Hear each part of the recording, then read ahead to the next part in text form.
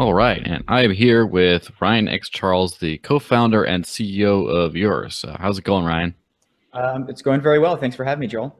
Yeah, no problem. This has been quite an interesting time in the world of cryptocurrency and Bitcoin in particular.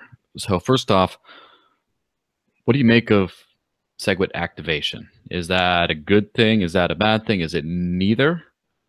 Yeah, I mean, I think on net it's a good thing. I mean, I think this is, it's a good feature for Bitcoin. I think that it's going to be interesting to see what comes out of segregated witness. Our stance, sort of as a business, and my personal stance, though, is that SegWit is somewhat beside the point. I think that for those of us where we're sort of fee sensitive, fees on Bitcoin are extremely high right now, and SegWit won't do anything about that anytime soon, if ever. So I don't mean to be too negative about it right up front, but it's a cool piece of technology. I'm looking forward to seeing what comes out of it. But we have an emergency when it comes to fees on Bitcoin right now, and SegWit doesn't facilitate a fix to that anytime soon. Do you feel that it was at all marketed as an instant scaling fix to any degree, or was it? Do you think the expectations were always that it would be something that wouldn't really help anything in the short term, but it would enable different things down the road? Well, some of us were saying things like, basically, this is going to take a long time to actually roll out all the wallets that support Lightning Network and things of that sort.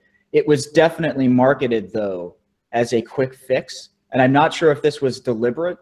Look, and I don't know how much, I'll just sort of dive right into some touchy subjects here, but r/Bitcoin is a censored forum. Bitcoin Talk is censored. They just excluded opinions that sort of disagreed with their bias. And what happened is, I'm not sure if they marketed it to say that SegWit is going to be an instant fix. It's more like the people having other points of view didn't really have those points of view on these dominant sort of communication platforms. So a lot of users are confused, not because the proponents of SegWit said this is going to be an instant fix, but more like they just didn't see the whole, reality of what was going on. So SegWit is not an instant fix for transaction fees by any wild stretch of the imagination. I have seen some people say that it would be, that Lightning Network is going to roll out and we're going to all of a sudden see, hundreds of thousands of transactions per block. That's very unrealistic. I mean, it's not going to happen. So some people have been misleading, but I think for the most part, it's just that basically the censored communication forums that are popular in the Bitcoin world have just led people to see things from a slanted point of view. That's pretty interesting. What would be the, not to delve too far into speculation, right? But what would be the interest of sort of pushing through what seems like a beneficial upgrade, but pushing it through marketing it kind of oddly? The whole thing is so weird, right? Like it is very weird. Like SegWit is a very, very technical solution. It doesn't really have any impact on actual users at this time, or as I'm saying, anytime soon. It's very weird that the debate became focused on big blocks versus SegWit, just because it's very far removed from the reality of people who actually use Bitcoin in practice, users and businesses. So yeah, I mean, it is just very odd. It does look like, and I to some extent this is true, that Blockstream and a handful of other smaller businesses have an interest in seeing this activated so that they can pursue their other business plans later on. They needed something like this so that their future business plans are possible. It's possible that they really went out of their way to sort of advertise SegWit in a way that was misleading. I'm not really sure. But in any case, from the user's point of view, we still have a problem right now, which is fees are extremely high. So the applications that SegWit ends up facilitating or enabling, for example, Lightning networks, do you see that becoming something that the average user uses for their average small Bitcoin transaction, or is that more of like a special use case? I think it'll probably be a special use case. I think this is the type of thing that if Bitcoin with small blocks actually survives, We'll see that exchanges use the Lightning Network to send Bitcoin to and from each other. I don't think casual users are going to use it at all, because there's no reason to do that when you could just use an altcoin. You could use any other cryptocurrency where the onboarding and offboarding costs are zero. Something that's been slightly misunderstood about Lightning Network that I've tried very hard to explain to people in a series of presentations and articles is that Lightning Network doesn't just lower the cost of transactions. You still have to onboard to and from the Lightning Network, and this requires on-chain transactions, and it requires several of them. So first you have to send Bitcoin to a wallet that supports the Lightning Network. Then you have to open a channel which involves a funding transaction, a commitment transaction, and ultimately you have to close it, which involves a spending transaction. Sure, there's at least 3 or 4 transactions depending on how you count it. Let's just say it's 3. So at the current fee rate of, roughly speaking, $5 or more per transaction, that's at least $15 to just begin using the Lightning Network. That doesn't even include the fact that you have to fund your channel with a lot more than $15 for the fees to make any sense. If you're sending payments that are predominantly one way, then even if you fund it with $100 and you spend all $100, you just paid 15% in fees, which is extremely high by any payment standards. It's extremely high by altcoin standards. It's even high by PayPal standards. So no one's going to use this for casual transactions at all. It only makes sense for like $1,000. And there's a small error in the way that they constructed the Lightning Network, because they were so conservative with respect to not wanting people to lose money that they actually capped the size of channels to be somewhat low. I don't remember what the figure is, but it's not that high. So you can't send, say, a $10,000 or $100,000 payment channel. They capped it at something lower than that. I wish I could remember the figure exactly. But it's not even really going to be that useful for exchanges if the cap is something very, very low. They're going to need, if Coinbase is sending to Kraken, they're going to need channels that are vastly higher than that. So in any case, to answer your question, I don't think casual users are actually going to use this, because it doesn't make sense to spend $15 just to begin using it when you can simply use any other cryptocurrency. Yeah, so let me present a conception, right, of how Lightning would work that may or may not be even remotely grounded in reality, but I've heard a lot of this sort of bandied around about this is how Lightning Network's going to scale Bitcoin. It would be someone puts, say, they spend the $15 to start the payment channel at the beginning of the month. And throughout the month, they go for their coffee, they send a little Lightning transaction there, they go to the restaurant, they send it there, they do it at the end of the month, it just all settles. And meantime, they were enjoying very low fees and just instant little transactions because that was all on the Lightning Network. How realistic is that idea of a month in the life of a regular Bitcoin user? Well, it depends on if you qualify it by saying they're a Bitcoin user or if they're just a user. If they're just a person going about their business, that vision does not make any sense at all. I mean, why would you opt into using Bitcoin if you just have to pay this extra $15 fee every month? I mean, you can use any other cryptocurrency right now and the fees are vastly lower and you don't have to pay a fee like that. So it doesn't make sense from growing the Bitcoin user base. People that already use it, that are somewhat ideologically committed to continuing to use Bitcoin, may be willing to pay that fee just out of ideology because they support the Lightning Network. And I don't mean to be too negative. I feel like I'm coming across too negative on this, but there are use cases for the Lightning Network. I'm not trying to be down on it or something, but it just strikes me that I absolutely don't believe that Lightning Network is a solution to casual payments. That's not how it's going to be used, because it doesn't make sense. So what, in your view, would be the dream application of the Lightning Network in a practical sense? Like, what's the business that would really leverage this in a realistic way, efficiently, and it would just be like, this is worth it. This is worth using Bitcoin over a Lightning Network just for this purpose. Yeah. I think it's useful to businesses. I think it's useful to big businesses that send huge amounts of volume to and from each other, and they have basically the sort of the technical expertise and the patience to work with sort of the subtle differences of how Lightning Network works from a usability point of view, to trade huge volumes between each other. So different exchanges, it makes perfect sense for them to set up payment channels to trade cryptocurrency between themselves. That's one use case that requires very, very large channels. Another use case is just sort of atomic swaps across chains.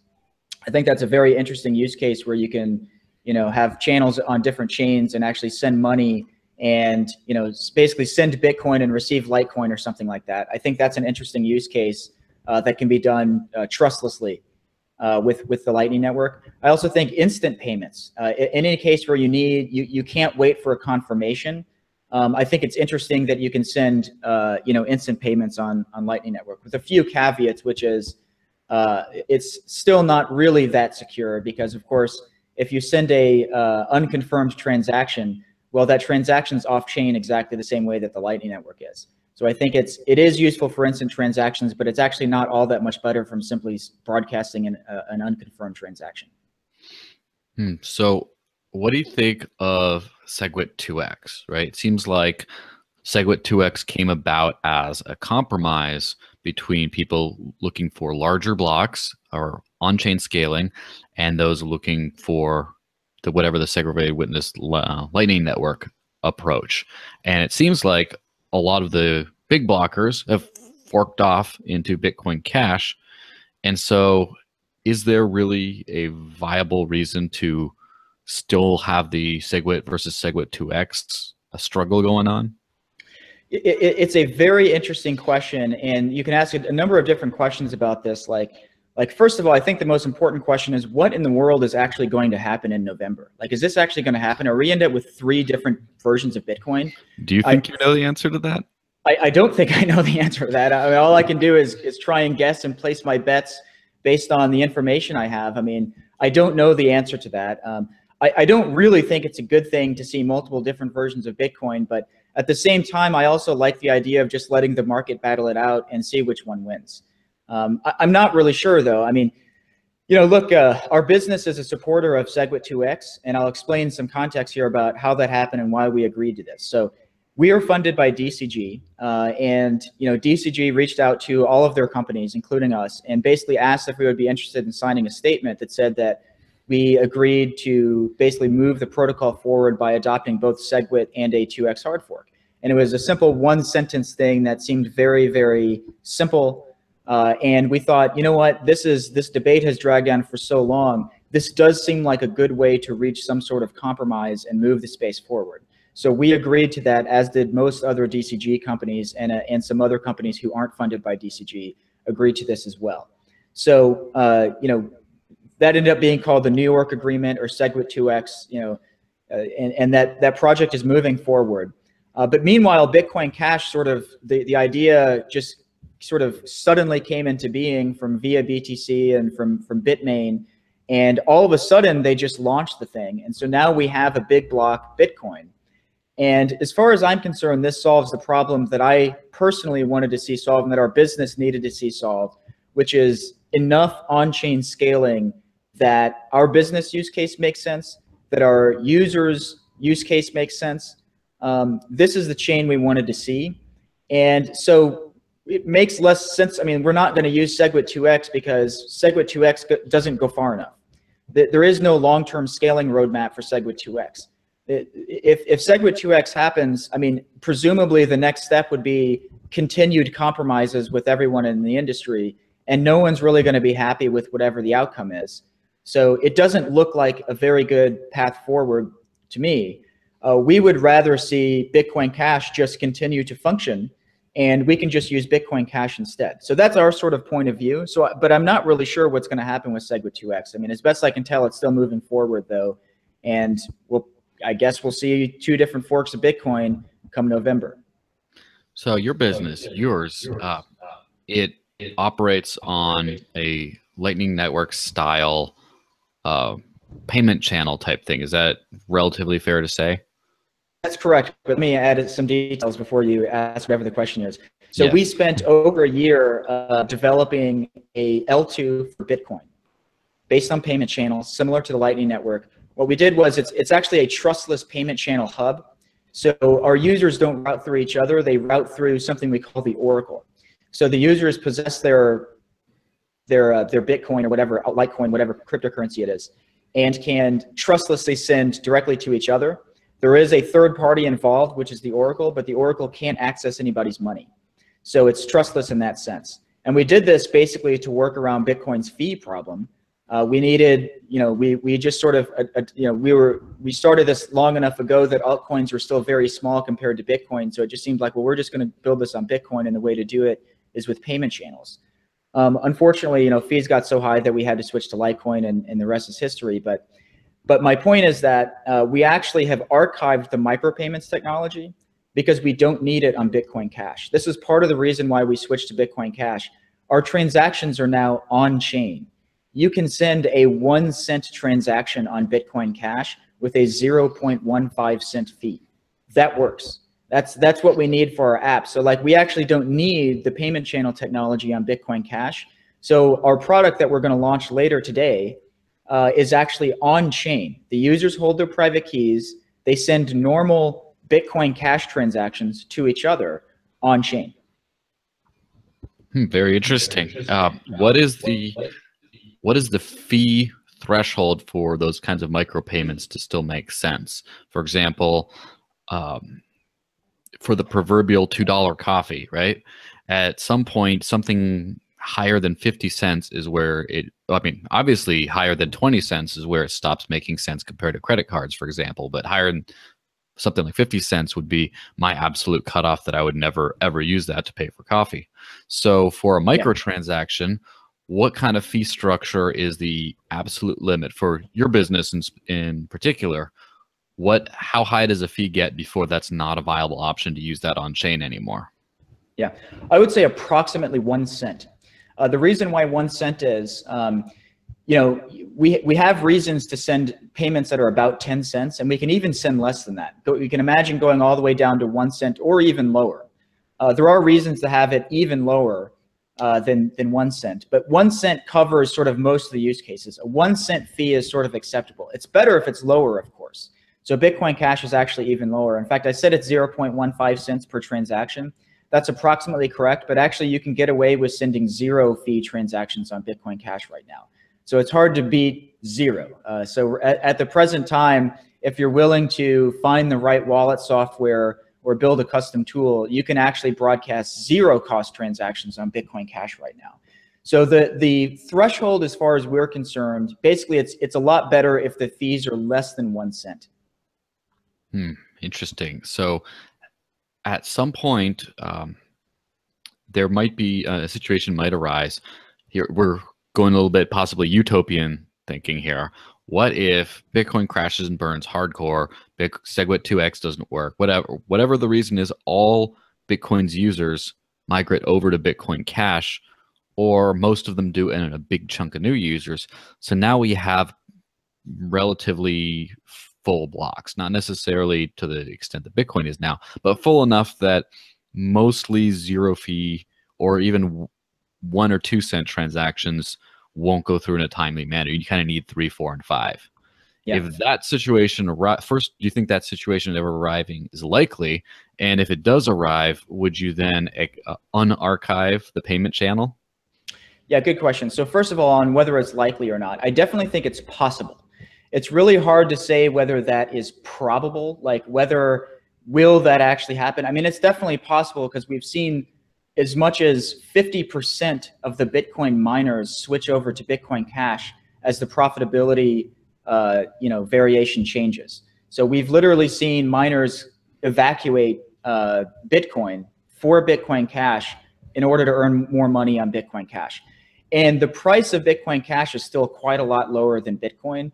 It wouldn't necessarily have to increase much further to encourage a larger chunk of miners to switch over. I mean, imagine if 75% of miners switched over. That would be very, very bad for Bitcoin. It would make it very, it just send the fees absolutely to the moon if that happened.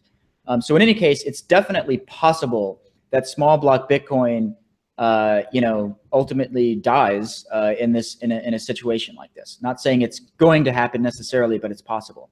But in any case, our plan is, first of all, we will push for bigger on-chain scaling. Bitcoin Cash is not strictly limited to 8 megabyte blocks. The nodes actually set an option to simply accept whatever size block they want, and it defaults to 8 megabytes. So all they have to do is either update the default from 8 to 16, or just tell everyone, hey guys, you know, to type in a different config option when you run your node if you don't want to be booted off the network as we, you know, increase the block size. So it's much easier to raise the block size on Bitcoin Cash than it is on Bitcoin.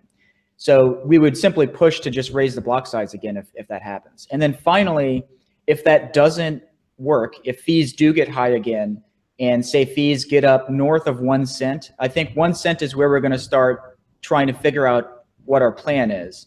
If it gets more than 1 cent, we'll either, if on-chain scaling isn't successful on Bitcoin Cash, which I think it would be, we'll just unarchive our payment channel technology and plug that back into the product. And small payments will use payment channels. And fortunately, you know, we're, as far as I'm aware, actually the only group that has a fully working version of routed payment channel technology that works without segregated witness. So our payment channel technology does work on Bitcoin Cash. So we don't have a whole lot of work to do to just make it work again on Bitcoin Cash.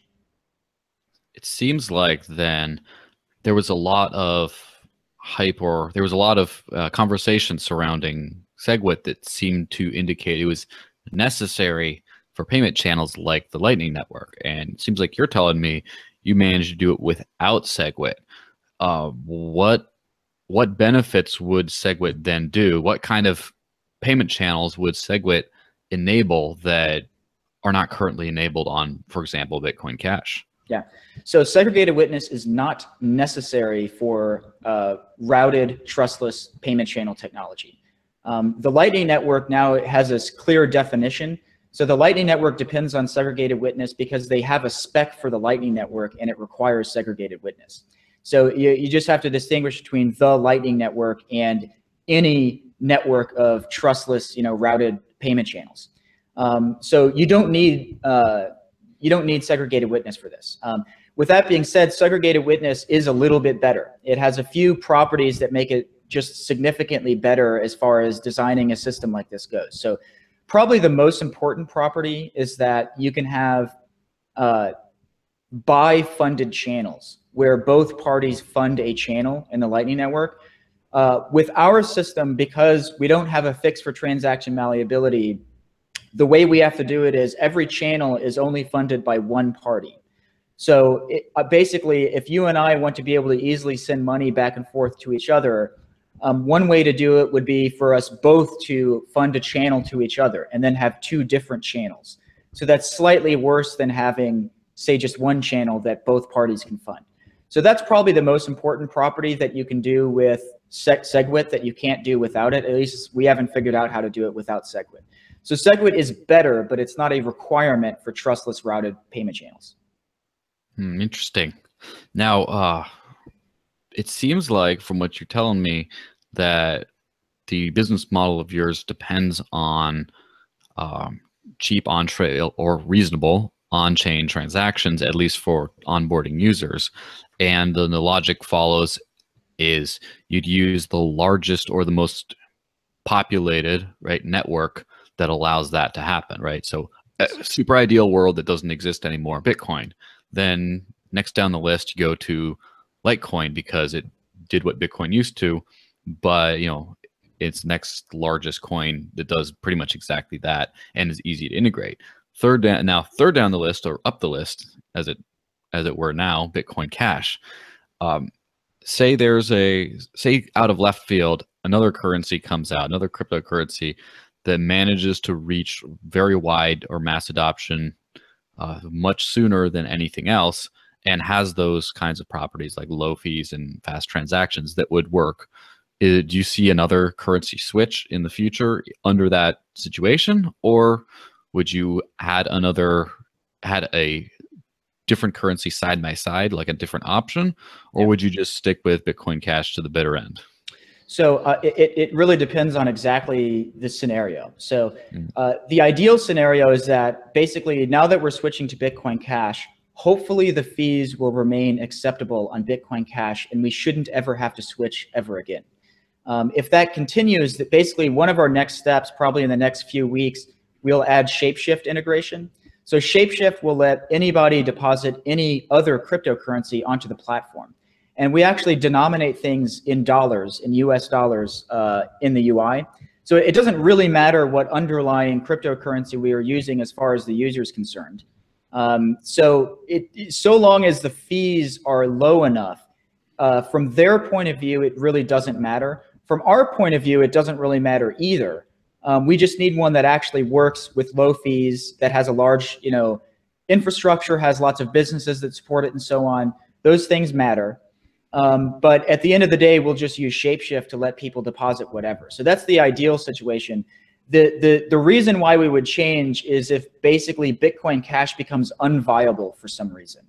If the fees got extraordinary, or if the if it died, if the miners just completely evacuated.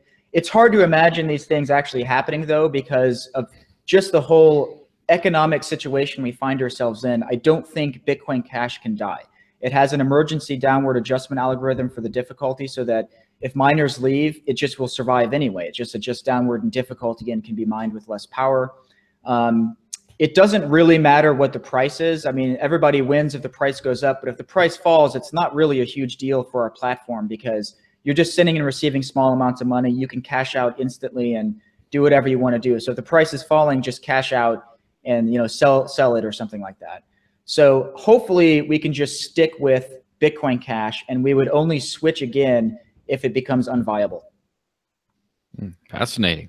Well, this has definitely been an enlightening conversation, and thanks very much for your time today. Yeah, thanks for having me, Joel. No problem.